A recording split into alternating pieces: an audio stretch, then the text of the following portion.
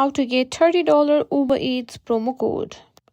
In today's video, I'm going to show you how to get a $30 Uber Eats promo code. Whether you're a new customer or an existing one, I've got the best tips to save on your next Uber Eats order. Let's get started. First off, if you're a new Uber Eats user, you can often find promo codes when you first sign up. Uber frequently offers special deals for new users like $30 off your first order. So to get started, download the Uber Eats app, sign up with a new account and check for any welcome offers. These promo codes are often automatically applied when you place your first order. Next, you can also find promo codes directly within the Uber Eats app. Open the app, tap on your profile icon and scroll down to promotions. This section will display any available promo codes or discounts for your account. If you're lucky, you may see a $30 promo code available just for you.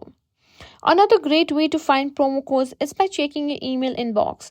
Uber Eats often sends out promo codes to users through email, especially during special promotions, holidays, or for being a loyal customer. Make sure to look out for emails from Uber Eats and don't forget to check your spam folder just in case. And the last thing you can do is follow Uber Eats on social media.